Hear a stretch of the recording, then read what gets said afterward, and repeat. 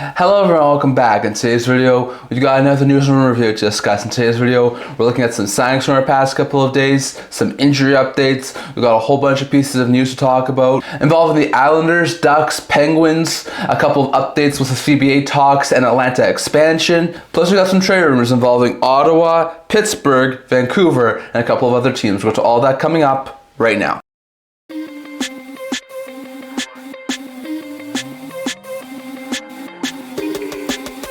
Hello everyone, welcome back to another video here at the End-to-End Hockey Channel. Before we get started, don't forget to like this video and subscribe below. Thank you for all of your support. I would never be able to do this without all of you guys, so if you haven't already, don't forget to subscribe button down below. Don't forget to comment in the comment section below so you can all discuss in today's video. So in today's video, we got a couple more pieces of news to talk about. We saw some more signings for the past couple of days, some injury updates, big pieces of news, trade rumors. So we're going to touch on all of that in today's video today. So we're going to start off as we usually do, talking about some signings. These signings are still a couple of weeks ago, back over in late April, so touch on all of these signings. We're talking about 11 signings in total here today, so touch on all of that.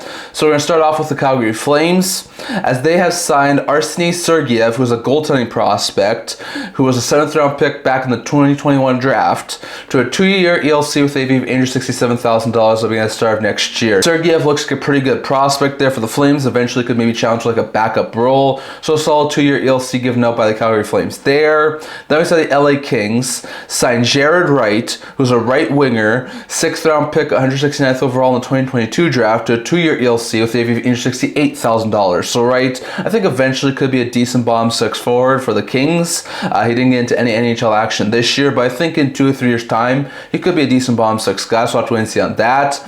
Going back to the Calgary Flames, we saw make another ELC signing. As I said, undrafted left winger Carter King to a 1-year ELC with AAV of $873,000. Decent guy, had a pretty good season. I think it was over in the NCAA this year, so the Flames gave him a 1-year ELC, and we'll see how King does in the Calgary Flames organization. Then we saw the Edmonton Oilers sign Quinn Hutson, who's actually the brother of Lane and Cole Hutson, to a 2-year ELC with AAV of $875,000. That was for the rest of this current season and for next year. Hutson's a really good player, had a fantastic season over the NCAA.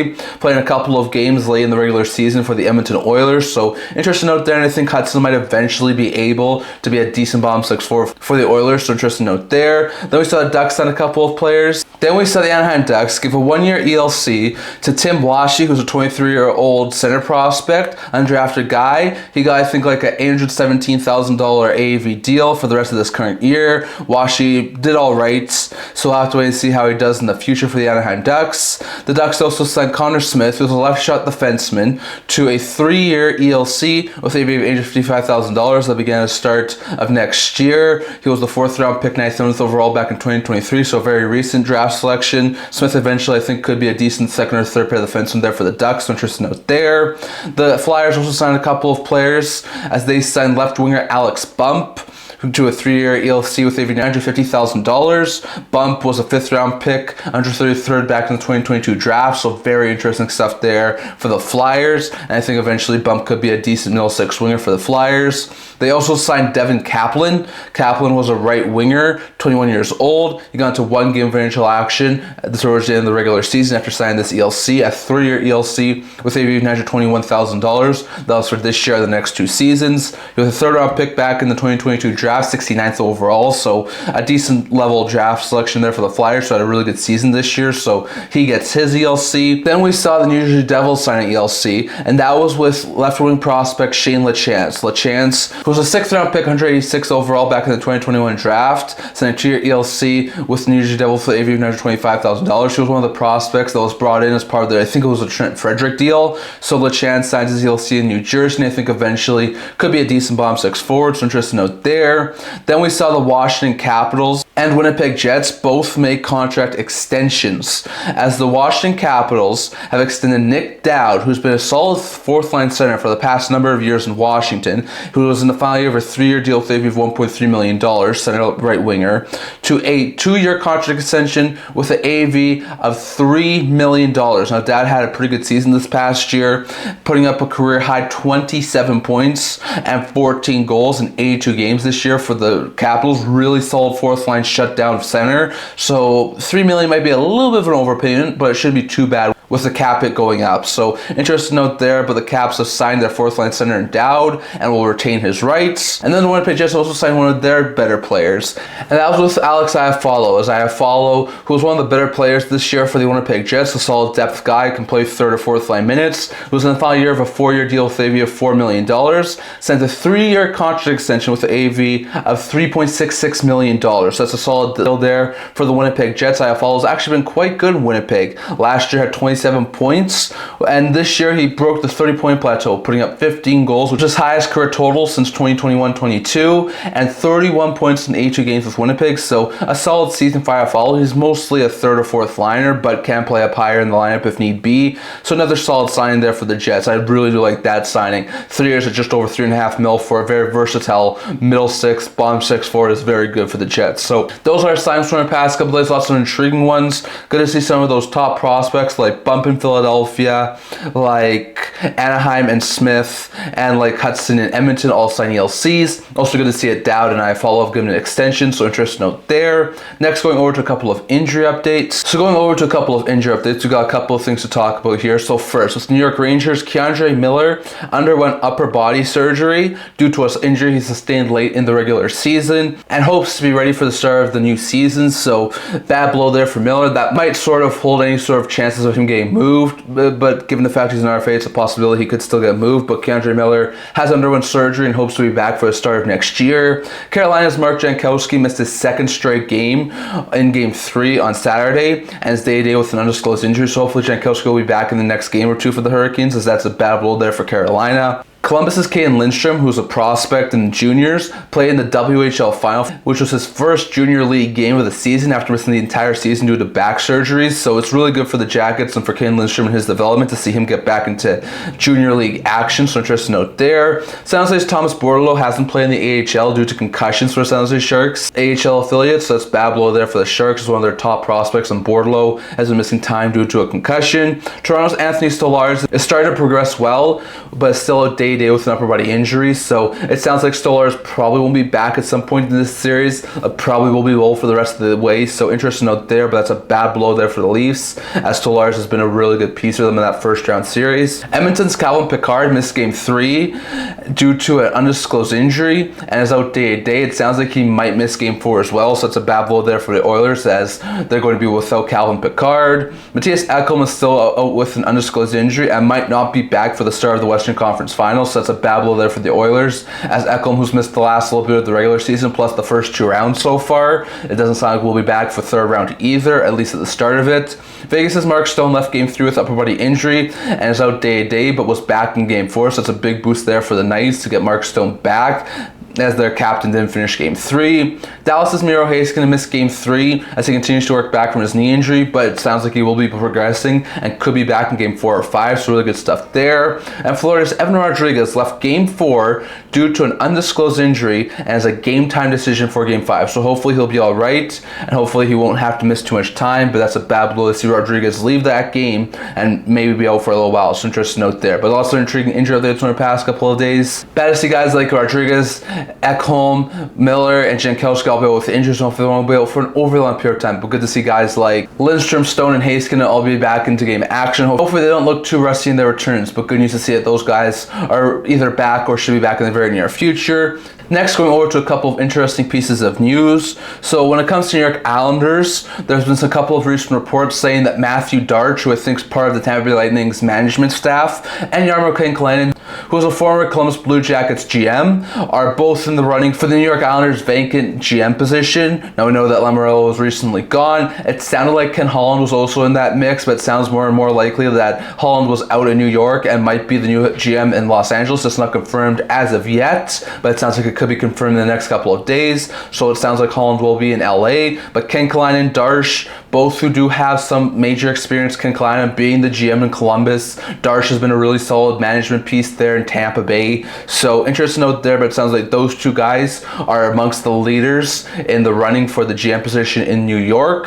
When it comes to a couple of other things, Byram has switched agents. He's currently scheduled to be an RFA this offseason, so that's going to be very interesting to note there. There's been a lot of talk about Byram potentially being moved by Buffalo at some point this year, so we'll have to wait and see if this switching of agents means anything to that, or if that's just to help him get a new contract with Buffalo. So we'll have to wait and see on that. Assistant coaches Thompson and Clune won't be back in Anaheim, so after hiring Quenneville, it seems that they'll be adding some new assistant coaches too. As two of their coaches from this past year are not going to be brought back by Anaheim. David Carle, who was one of the top coaching candidates in the NHL for potentially getting a new job at some point in the NHL level, has decided to stay in the University of Denver in the NCAA. So Carle will stay in the NCAA and will not be brought back. According to a couple of recent reports from David Pagnotta, it sounds like Evgeny Malkin will probably play out this final year of his contract this upcoming season, but afterwards will probably wind up retiring. So it sounds like this could be Malkin's last year in the NHL, and it doesn't sound like he'll probably wind up staying around the NHL after his current contract expires. So very intriguing to note there, but it does sound like Malkin will be retiring after this year. And a couple of last updates here before we get into the trade rumor portion of the video. According to a couple of recent reports from around the NHL, and including from Gary Bettman himself, it sounds like CBA talks are progressing well. A lot of people are expecting a CBA announcement at some point in the offseason, as we probably want to try and have the CBA finalized before the start of this upcoming season. So we'll have to wait and see on that, but it sounds like CBA talks are progressing, and the CBA, which expires in 2026, might be able to be extended well before 2026, so we'll have to wait and see on that. And lastly, going over to Atlanta, one of the expansion groups that seems to want to bring in a team to the Atlanta area, which was I think the Kraus group, has apparently made it that they have everything in place that after the playoffs they're going to go to Gary Bettman with a formal expansion plan. And there's some people out there who think that if a CBA is going to be announced at some point in June or July, right after, we could get an announcement that expansion is going to be coming potentially to Atlanta and Houston. So it does sound like expansion is going to be coming in the very near future. I'll probably do a separate video about this a week or two from now, talking about the landscape of expansion. But definitely, it sounds like Atlanta is very near to trying to open the expansion process and get an expansion team in Atlanta. So keep your eye on that Atlanta group, and after the playoffs, don't be surprised if we hear some rumblings about Atlanta trying to push to try and get an expansion team. So we're gonna have to wait and see on that. But that's all the news I want to talk about here today. Seems like there's a couple of options there for the Islanders with the GM position. Byram has switched agents. A couple of assistant coaches are out in Anaheim. Carle is staying in the University of Denver. Malkin could be retiring after next year. And those are the updates with the CBA and Atlanta. And lastly, going over to a couple of interesting trade rumors. So when it comes to trade rumors, we have a couple of interesting pieces of trade rumors here to talk about. So we're going to start off with the Ottawa Senators. According to a couple of recent reports I've seen, I'm not exactly sure who it was. I think it was David Pagnotta, but it might have been someone else. And I think it's been mentioned a couple of times. It sounds like Ottawa is going to have some major interest in free agency surrounding guys like Nikolai Ehlers and Brock Boeser. We've heard some talk over the past little while about the Ottawa Senators wanting to get some more offense, wanting to add some more top six goal scoring. And Ehlers and Boeser would make some pretty good sense. Ehlers is starting to turn on in Winnipeg and looks really good in the second round of the playoffs. Well, Brock Boeser's a former 40 goal scorer. Put either of these two guys in that top six with a guy like Tim Stützle or Drake Batherson or Dylan Cousins in that top six, and that would be another lethal weapon for the Ottawa Senators. So after making the playoffs this year, losing to the Toronto Maple Leafs in 6, you know that Ottawa's going to want to push to finally make it past round 1 next year, make it back to the playoffs, make it past round 1, and I think that it could be going after some big swings here at this year's offseason, and it would not be one bit surprising if Ehlers and Boeser were definitely on the Ottawa Senators radar. I think Boeser would be a really good fit in Ottawa. I think Ehlers could be a really good complementary piece, so we'll have to wait and see on that, but keep your eye on Ehlers and Boeser in free agency, as they could potentially go to Ottawa.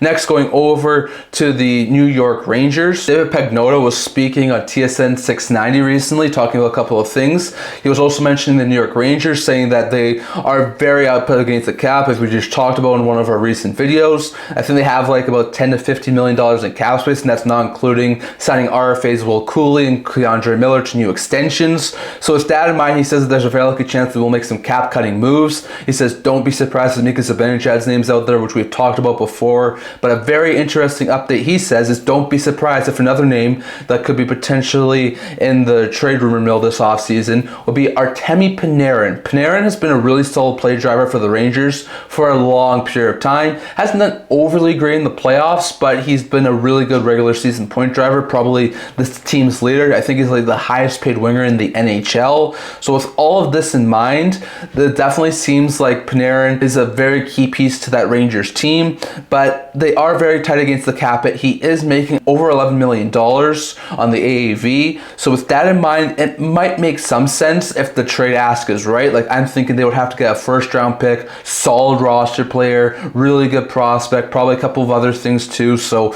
they would have to get a haul if they were to move Artemi Panarin. But with their cap hits, with where everything is right now, David Pagnotta does say that's a possibility Artemi Panarin could get moved. I personally don't see it because I think Panarin is just too crucial to that team for them to be trading him. But it does seem like they could explore that if the trade offers were right. So we're going to have to wait and see on that. But keep your eye on the Rangers as they could try and make a move involving Artemi Panarin or maybe Mika Zibanejad. So we'll have to wait and see on that. Next, going over to the Buffalo Sabres and Chicago Blackhawks. I was recently reading an article, not from any credible insiders, but just as guess speculation from a couple of articles I saw, mentioning that the Buffalo Sabres and the Chicago Blackhawks might be able to pull off a decent trade. And this could be a blockbuster that could help both teams. Now, the mock trade that I saw had this trade as follows, and that was that the Blackhawks received Byram, JJ Peterka, and the 9th overall pick from the Buffalo Sabres in exchange for Lucas Reichel, Nolan Allen, Laurent Brossoit, and the 3rd overall pick. Now, the basis around this is that the Sabres could get a really solid prospect at 3rd overall, whether that be Martone, Misa, Hagens, or Schaefer. They could get a really solid stud-level prospect with the 3rd overall pick. Now, at this point, with the Sabres needing to go for it next year, I'm not sure if this makes much sense on the Sabres side because Reichel is a decent player, but wouldn't be much more than like a 2nd or 3rd line player on the Sabres. Allen's a decent prospect defenseman, and I think he wouldn't be more than like a 3rd pair defenseman at this point. Brossoit spent the entire season last year due to injuries on injury reserve, so could he be the backup for the Sabres? It's possible, but would he be a great backup after coming off of injury? And they'll be giving up Peterka and Byram, which is a solid stud top 6 forward and a stud top 4 defenseman. So at this point, I don't think it would make much sense from the Sabres side. For the Hawks side, like, they would do this in a heartbeat. They would have to move down 6 spots, probably get a little bit of a worse prospect at 9th overall than 3rd overall, but they would get Peterka and Byram.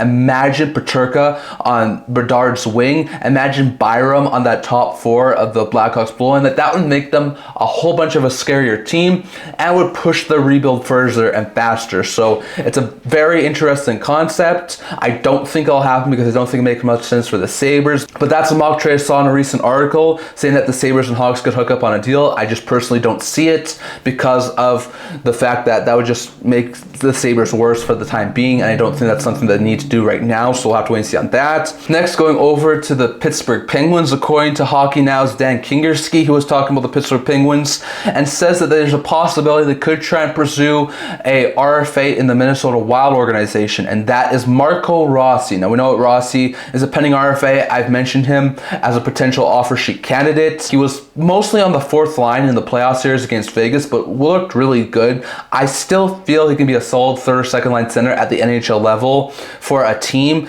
I'm just not sure if Minnesota is the best spot for him at this point in time. So with him potentially being an RFA in the very near future, there's a very likely chance that he will wind up being dealt or potentially even offer sheeted. I could see him still stay given how good of a piece he is, but there's a lot of speculation that he could be dealt or offer sheeted, and a team that comes to mind, Kingerski says, is Pittsburgh. Now, this is sort of the thing that Kyle Dubas is looking for. Young, established NHL players. Rossi is that. Now, they also have the cap space that they could pay him what he wants, which would probably be like somewhere between $3, $4, $5 million on an AAV. And on top of that, we've just talked about how Malkin could be retiring after next year. So you have Rossi as like your 3rd line center this year, and you could transition him into the 2nd line center next year and have him play behind Crosby for the last 2 years of Crosby's career. Like, that would make a whole bunch of sense. Now, Rossi is a former 1st round pick, had a breakout season this past year. So given all of that fact, I'm not sure what the Wild would want for him. I would think like a 1st round pick, maybe a 2nd round pick, and a really good roster player. Like, I'm not exactly sure what the Wild would want at this point for Rossi, but it's definitely an interesting possibility that we could see Rossi be dealt to the Pittsburgh Penguins. So we're going to have to wait and see on that. Keep your eye on Marco Rossi to Pittsburgh. And lastly, going over to the Vancouver Canucks, we talked about them in all of our recent trade rumor videos, and there's been some more rumblings from Canucks media. I've seen a couple of articles talking about this, saying that a guy the Canucks really do like and could easily target in the offseason would be Anthony Cirelli from Tampa. Now, Larkin and and Barzal, those are out there type of rumors. Like, I don't think Larkin's getting moved. I don't feel Barzal's getting moved. Both those guys are star level centers for their current teams, so the ask will be way too high and way too complicated for the Canucks to make. But Cirelli's a little bit of a different situation. The Bulls don't have too much cap space. They're going to need to make some sort of a change after being eliminated 3 consecutive years in round 1. So there was a lot of talk last offseason about potentially moving Brandon Hagel because of his high cap hits and low trade protection. But after putting up the points he did this year, I highly doubt Tampa moves on from him. Cirelli's another possibility. He's a solid second, third line center, more of a defensive-minded guy, but can easily put you up points. He would make a whole bunch of sense as a second line center in the Vancouver Canucks organization. Now, just like with Rossi, not exactly sure if the Bolts would even consider moving Cirelli, and if they were to consider moving Cirelli, what they would want for him. Like, I could see maybe like a second round pick and a really good prospect, or a first round pick. Like, I'm not exactly sure, but I definitely think that the Canucks could easily target Cirelli. Like, I think of all of the possibilities we've been mentioning, Cirelli makes the most sense for the Vancouver Canucks to potentially target. So we're going to have to wait and see on that, but keep your eye on Anthony Cirelli, so he could be a name the Canucks try and target in this year's offseason. So definitely, that's all I want to talk for today. I'd love to hear your guys' thoughts. Do you think Cirelli could go to Vancouver? Do you think Rossi could go to Pittsburgh? If so, what sort of a return do you think those two teams could try and get for those two players? Do you see a Sabres-Hawks trade happening where the Hawks move the 3rd overall pick for basically Byram and Peterka? Do you think that Panarin could get moved this year by the New York Rangers? And do you think that all Senators could target Ehlers and Boeser in this year's offseason? Definitely your thoughts on all of that. Plus the Malkin, Ducks, Islanders, Atlanta, CBA, and all the other news updates we talked about, plus the signings and injury updates from our past couple of days. Definitely your thoughts on all of that down in the comment section below. That's all I'm going to talk for today. Remember to like this video, and for listening, subscribe below. Thank you for all of your support. I would never do this without you guys, so if you haven't already, don't forget to subscribe button down below. Don't forget to comment down in the comment section below. I also have a blog, talking about news, rumors, analysis, stuff for that, so check that out. There's a link to that down in the description below. Can't see you guys all for next video. See you guys soon.